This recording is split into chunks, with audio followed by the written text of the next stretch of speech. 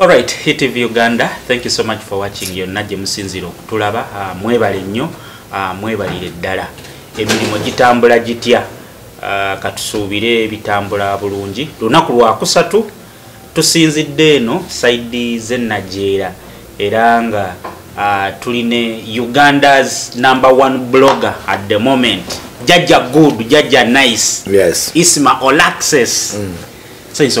Kale sebo nange nsanyuse nnyo okubeerako HitTV mwebale kunnoonyaako bulira bulungi bwembeera nga abavubuka abataate bannoonyaako tukwasaganya ensonga bigenda bityo banko simanyi ekitibwa kye mba nkuyita jjajja taata nenga byonna jjajja nice yes. Jjajja nice yes. bitambula bulungi nyazi era yobwondaba okitegeera tebayinza kutuma muntu ali bubi n'oleeta nze webale kunyirira amiina kuba abantu emyaka jjo kizibu nnyo okubabeera bavaamu amannyo nga bali bayingira 12 mu nju balya bumonde busotte siyeze this is a new generation jjajja era abantu bonna gwe balabirako kakati tuzze tukufollowinga tuzze tugezaako okwagala okusisinkana naye olwa commitments ez'enjawulo naye olwaleero mukama w'amaanyi tukufunye twagala sooka okutwala omukisa guno okukusaasira ebya mukadde waffe embeera muzeeyi yali agendedde abantu bwe bagenda bakaddiwa abantu balinga wosoma mu primary nti pupa lava adult ozaalibwa n'okula n'okaddiwa the next step oba olina kukola ki kuwummula kale nganze ekinyiga naye ate ndi musanyufu nti nsobodde obbaawo ebbanga ne maama wange emyaka kwe yawummulidde gyegyo emyaka era omuntu gy'olina okudda ewaani ewa mukama katonda kyannaku naye ng'ate kiri okay. Isma, njagala tutunuulireko ku political environment yaffe. Right now, nyinza okugamba nti tuzze tubeera ne generation y'aba bloggers. Nyinza okugamba nti to be factual, I think blogging etandikawo nnyo mu 2013 yawo abaana we batandikira okuyingira internet nga buli omu akola kike. But we've had some transformation. I think end of last year. Nojja ng'ekikyo kyanjawulo. Abalala boogera ne baleekaana. Yours is more analytical and factual. Ng'ovuddeko gamba nti kino nakiri, you give someone a reason. Njagala tutandikirawo wennyini tugendeko ku biriwo mu political environment. One, ekibaddewo mu wiiki eno kya Bobi Wine.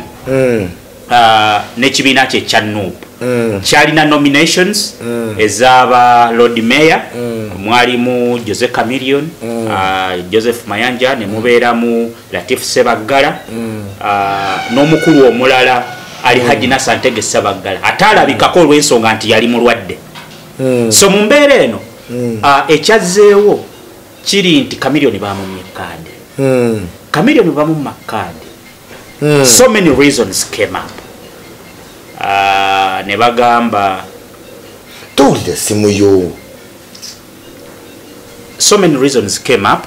Ne bagamba nti Chameleone baamumye simanyi lwakuba mukatuliki simanyi talina support ku ground bw'omwambula erinnya Chameleone abatakyalina value.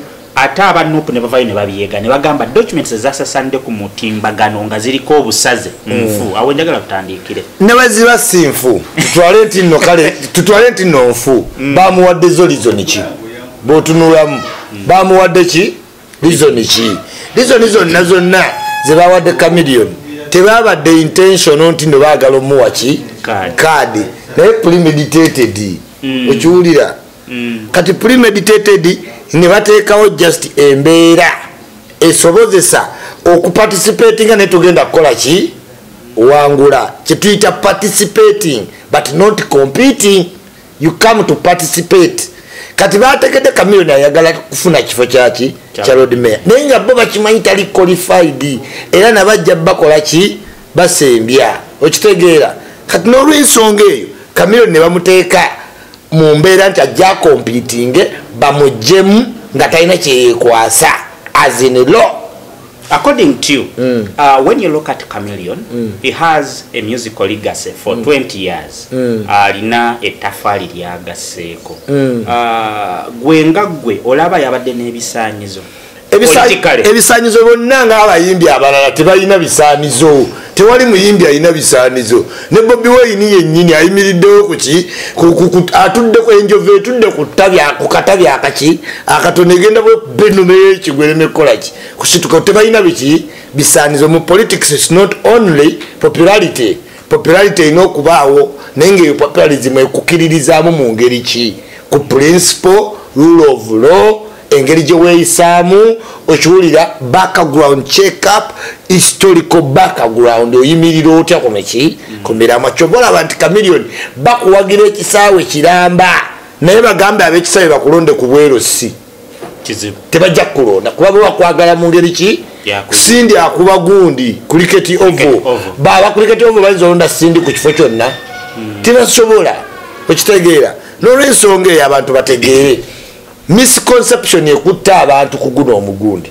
yeyo omugendo nti Bobi Wine akikoze naye nkakikole ki music tekyali space new legacies must be created. Some people were trying to say nti abantu bana abazze abayimbi abegatta ku Nuupu ne Bobi Wine tibali balowooza Bobi Wine akoze band era bwe balowooza walukaga nti jangu Bobi Wine ajja kujja nyimbe kyalenga era bwe babeera abantu bawano bakkiririza mu sensationalism naddala ba musicians how bagenderere bonna Eddie Kenzo Rema simanyi Spice Diana bonna teri muyimbi akola kintu n'atateekako RIP radio ne bali baagala radio balimba. It is because radio ali mu mitima gy'abaki kati olina omukozesa ne Bobi Wine kati ali mu mitima gy'abaki mu Uganda mulimu projects eya Museveni ya Bobi Wine. You are either feeding on him positively or negatively.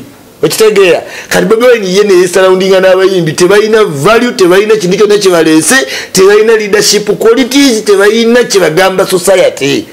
Okitegeera you cannot stand on person is baridinga ku Bobi Wine tebalina packaged message. Chameleon womubuuza nti Kampala ogenda gikolera ki mu Mr Solutions. What is a solution?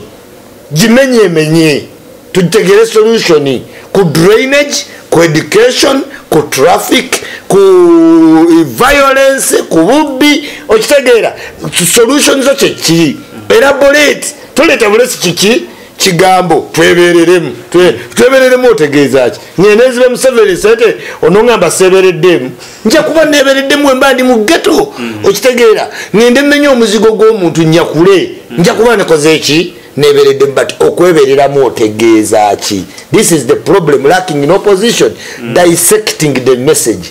Okiwulira Museveni agamba ndi one for prosperity middle income biki newaba tabituukiriza yabiyina byagamba nti kino kyenjagala okukola then go complaining nti no teyabikola ki naye nga ekituufu yo packaging message yagikola ki. Look at a person like Kabuleta yasoma aina message mubona abesimbyeo Kabuleta yaina message the way you articulate economic revolution yandibadde message ki nungi nene Bobi Wine alemeddemu sensationalism okiwulira notambula nga bakuyita president kyokatoli wanabbi oli wanabbi naye nojjangu okitegeera ne basituka ne bakubira saluti fattening you naye nga ugenda kwekuba ennume yaki sooka olinde otuuke mu leadership. Now wano mulina okutunula ennyo ba veteran ababaddewo.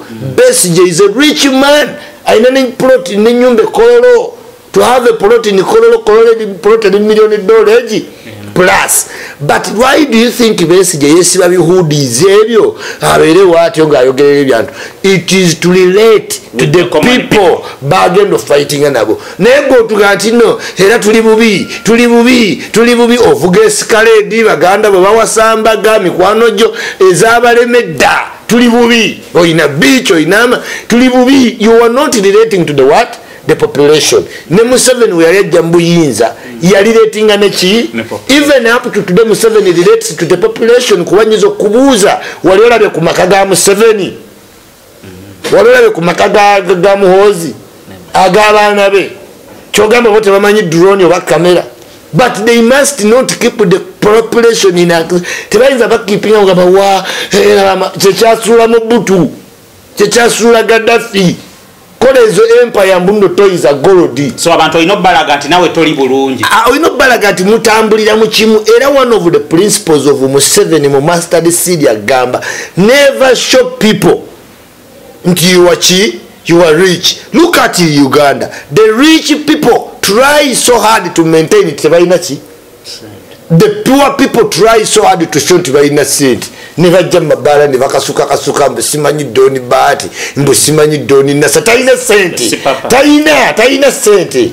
Ochiwulira wava muno will maintain his status quo aga sekalala Mandela amisi kigundu emotoka neziba mu line eti amisi kigundu tayiza kola pipi aite ono obugagga bulina humbleness bulina calmness bulina principles. There is a difference okubaako ne sente n'obugagga betulaba balina mukuki si bugagga tuyinza okugamba okuteeba tebyemuko n'asasamaza nti Brian White musimanyaji azitimbye mu mugagganya ate woba oli mugagga n'oziteekawo inendala obadde azitula etegeeza zonna wazijjayo mu banka zizo ze wayinira olwagwawo kundiri nti no nga bamuteerako nitrogen mu kifo ky'oxygen.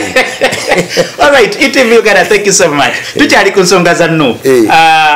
Ismail Access njagala tuddeko twade tukyali awo Latif Sebaggala after like tezinawera naku bbiri nagamba bannange ku bwalungi wa opposition ekintu nkivuddemu sigenda kwesiga oyo yali yavaamu dda kyabadde akimanya abadde alinda confirmation ya East African Parliament yala position mukasambidde gyakola ki gyalimu to confirm oba yagenda okiika okitegeera. So in the meantime naddayo eki ekawempe kati webalabye nga Chameleone alemedde ku kyokuyimirirawo ne bamugamba komawo stopping a process Chameleone mwabayitiramu.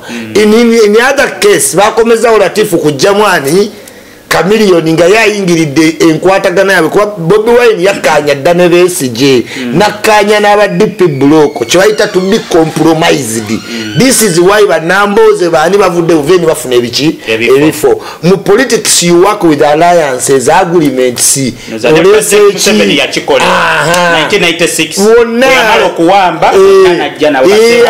Moses babadde balwanisa Museveni, but you must work in alliance okitegeera to create peace. Kati ne Bobi Wine ali mu alliance netayinza gamba banne ekya Latif okuvaamu mu benefits. Lukwago ya benefiting era yakulaze nti alina might bakontrolinga kati pate bbiri aba DP block gwe kyotakola ki kyotategeera. Lukwago yagenda mu DP n'asindika bannamboze eno okitegeera balemeseze eno Lukwago yagenda mu FDC naye nga ate akontrolinga Suubi ene yajja mu DP block bona yali tayinza bayingiza wa FDC n'abaga muyingire eno awali amaanyi mmwe nzage FDC gamala balina kukozesa amaanyi gabayisaawo kati bannamboze bagiyingiramu eno ne bacompromisinga Bobi Wine ate ne baba nga bawagirani Lukwago era bagenda wagira n'ensereko tebagenda wagira nani tebagenda wagira Nyanzi era Namboze agenda wagira Semujunganda tagenda wagira Edi yawe. Abamu babadde bagamba nti okay basically ne bagamba nti ekintu kyokuba nti bakubye nnyo baganda ba Bobi Wine okuba nti muganda waabwe bamufrontinze ate nabo ekintu bakiremeddeko nnyo. Gwe nga azaatunulira ebintu bino tuyinza otunulira nti chairman Nyanzi ffe tugenza okutegeera nga chairman we Kamoocha simanyi oba yali LC3 oba biki si chairman bino byotegeera chairman w'ababbi mu ghetto gotoberako mu ghetto muli baana babagagga ghetto ebeera ne jjajja n'owulya jjajja Bucha Father Bobi Wine chairman mu area chairman yatereka nago ebibbe babiyita nago boda ogitereka wa chairman reporting wa chairman abaina ability abamukulu okwogerezeganya ne poliisi ne babuzabuza era olaba Nyanzi nani ono muganda Bobi Wine omulala oli Banjoman bagagga bazibu kubanga Banjoman yatunda amasanze g'omu ttaka okiwulira kamyufu kubulidde kati Nyanzi muteresi waki wannago kyobayo kyetaito ya chairman yankomeredde tagivaako yaliko chairman kuwulidde oluganda byalimu oli chairman wa mugeto olulimi lw'omugeto luyige oba kugamba nti oyo jjajja bucha aba ne reason lwaki bamuyitaani akwasaganya ensonga amanyi buli muntu engeri gye yajja era bagamba jjajja bucha awuliza ku chairman Nyanzi essimu yange yabula juzi baginyakulako wandegeya omubbi naakubira kamiliyoni nankubira ng'ayagala miliyoni 5 oyo omubbi aba asinzidde wa chairman. Do you get it? Babbe essimu yange ewandegeya juzi nga ntwala mama wange mu ddwaliro nga tannafa we baginyakula ne bagitwala ne bankubira ne bakubira kamiliyoni nakola ki nankubira kati ekyo kyegambye chairman kati yakubira kamiliyoni yali asinzira wa chairman mu ghetto wakola ki lwaki yakubira kamiliyoni anti balina ayira kale kamiliyoni omusinga balipanda ababbi babeera ku kamiliyoni ye godfather waabwe yes era yankubira kamiliyoni nemagamba bagala miliyoni ezi nanga abafolowa bange nembagamba information erioko konna ku ssimu eri mu kwebaki nga ngenda bamutwalaga newe mulwawo egenda kwesiba era bali bakyali awo neyekola ki neyeggala sina kyenabawa osimu nebagitwala naye nga kiwongole tokyagiyingira buli kimu kyekoze eki kyesibye era babbayo abantu awo nga nfiiriddwa miliyoni ezi sister wange mukwano gwange ow'omusetawusi yampeereza amabugo g2 sister wange miliyoni emu eya funeral service n'abalala nga 20,000 balikuba bajjamu contact nga bakuwandikira nga bafolowa bange tugambe nti kamiliyoni naye alina ekibinja kyabayayi oba ekya ate obeera mu politics nga tolina kibinja obeera omuyayi nga tolina kibinja fire base kibinja kyabayayi eriyo nailand kibinja kyaki mu bayayi mwe muva okuyimba kuva mu confidence okitegedde era abantu bonna balera ne kamiliyoni after time ogendanga muki muyimbi naye nga initial taba muki muyimbi but osooka n'otambula ne bulandi ne bakola ki ne bakumanya bamu balaba mu kuwevinga ki fulaga kati ngeno wafuna confidence ekola ki lirikisize kati once in a while kamiliyoni ngaakuwa ki stage like that woba olina talent you blow out akamyufu kano abayimbi bangi bavuddeyo ne beemulugunya kwabaddeko Khalifa Aganaga ngagamba bamumye kado olw'okuba nga talina biiki nga Bobi Wine waliwo abakola ku radio ne TV Jacob Omutuuze Dakstar olwawo Dakstar Jacob Omutuuze Walukaga Simanya Aganaga biki ezo zonna abo bonna mukene ne bwoba wakkaadi obuse busikitibwa kyaki kya party. That was a very good move for Bobi Wine to eliminate yourself from music to politics. Oba kuwa bayimbi kadi kyandisigadde nti eringa era wogambye nti bandi but now Bobi Wine is trying to show the country that ebya music birala this is a different what bwoba oli muyimbi ng'oyagala kulonda gandi cultivate your political capital okitegeera ave mu nnyimba z'oyimba Walukaga adde mu bikolwa okitegedde abantu bakulonde ku maanyi go era kyamisiza kamiliyoni nga bagamba watali Bobi Wine ne kamiliyoni ne wayesimbawo tayimiridde kati twagala omuntu nga osobola okwesimbawo nga toli ku maanyi gaani ga Bobi Wine. Abantu abamu bagambye nti kamiliyoni is an NRM project. According to you, given the fact that you are exposed, you have many contacts. Who is this chameleon? Kubanga another contemplation je twabaddeko nti omuyimbi we Uganda nga chameleon otunulira omwaka oguwedde ne sente ze bakola yakwata family ye yonna n'agitwala US neddamu okusoma ekintu ekyetaagisa sente nnyingi ennyo okusitula family olaba omuntu omu kugenda bugenzi nti banka statement US gibe mitwalo 210 ng'ogenze kusoma omwaka gumu naye family y'abantu nga 6. So is chameleon your project ngaba NRM bali bamuleta kubuzaabuza wano oba omanyi politics is perception. Do you have the ability to create a perception mu bantu? Kati chameleon ne wabanga ddala yava mu NRM NRM yeyina ability okucreatinga perception mu bantu nti oli project yaabwe because gwe wennyini toli consistent kati basobola using sembeerayo ne bw'obanga okkiriza ddala olokose. Do you get it? Omusajja yena asigala nga akyatambuza nti otalokokanga bw'atyo okubanga alina first example nti mu 91 wakola oti mu 92 n'okola oti mu 90 okitegeera. So road map gy'otambula ye determininga kati bebe kulu wakugamba ekintu abantu bamu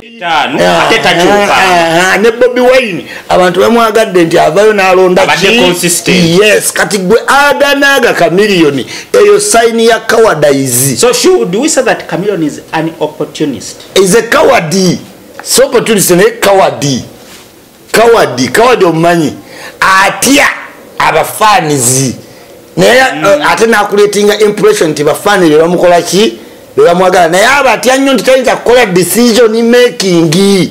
What's wrong with Chameleone? Kuba Isma butunulya Chameleone in Uganda's music history nyinza okubwemba sewayiriza ye muyimbi yasooka okukola longi mambo bado longi eyo nga bakasulu bakyaliwo bakyagaba sente ne bamuwa amataka ye yasooka okukola era mu history wa Uganda kigambibwa nti Chameleone ye artist yali akoze sente empitirivu nate nga tazirina okuba nti earning okuzifuna. What's wrong with him ng'omuntu? Si Chameleone yekka music azaakula bukuzi evolving how nti edda omusajja bamuyita Sengo mu London promoter yatwalanga abayimbi ng'abasasulira wano nga mugezi ng'abasasulira wano muzaawa nze Uganda kakati ng'ate ne bw'alinnya ennyonyi alinnya ne change ng'abantu ababafuwa e London abagatu lwaki omufuwa pound 5 kyusa muzaawa kubanga enkyakola ki addayo kakati it was more of publicity. Abayimbi abasookawo ebintu byebayina edda tebabiina era kyovola byeyayimirira ku mazima yayiseemu bebe kuulu amazima gatambula kitono nnyo ku lugambo kati bano ababiri Chameleone ne Bobi Wine baali bayaaye nga bebe kulu wayogera amazima nga bakulyetingawo ddeki emboozi nguze escalade simanyi nguze villa nguze ennyumba ekololo n'eryate lyakabenje kati abantu ba Uganda bali ba sensational lizimu after time abantu bagenzo olaba ebintu bino bituufu kuba wazzewo obuyimbi nga bwe Eddie Kenzo nga lekagamba lina Range Rover ekola ki wenyina ennyumba ekola ki nguze Masaka ekola ki kati bano abayimbi abato evolving yereetedde okulabisa bali abaki abanene nti ddala ekituufu sente tezakola ki kati naawe nga wookyogera nti yakola nnyo sente nnyingi naye ayinza okuba nga eimu ye yali nnyo publicity nga yakola sente yali investor mulala naye nga yekyasinga okwagala ki linnya nga woolaba nti omuyimbi aganaga aziiza bafana simanyi gulunedi kyangu omutikka omujja ono omutwalira e London oba e Dubai notamusasula kasita omuteka mu Abu Khalifa hotel nomusasulira ticket nomuwa obudde bwa Snapchat nomuvugamu mu kibuga neyeetola okwemarketinga ajje sente ze mu bantu abaki naye gwe anaafuna impression gyagamba afunye eki that what happened to Chameleone. Should we say that we have a lot of deception in the yes music is for deception balimba balina obugagga balimba look at abalina ba bodyguard Spicy Diana as bodyguards and Mary Butter. Spicy Diana was recently going to see Rajiv nga akuteka bakapaka ne kasikuta kwa jidde nenga Spicy Diana ze wa Rajiv ataze ne bodyguard bameka bana so katinga gwe picture webuza who is the boss. Do you get my point? So the thing is abayimbi ba deception be bakola video nga bali kumata agama nyine bapotwenga obulambo obugaga batakola ki bwe batayina tubulaba balwadde obanga babise basimanyi bano bakireva jino omulabe nga akuba matafali amannyo gamuvuddeyo gati nga newomitako gakutema nojja nobalaba nga alwadde talina sente za ddwaliro olwo lwotegera nti abadde ku deception.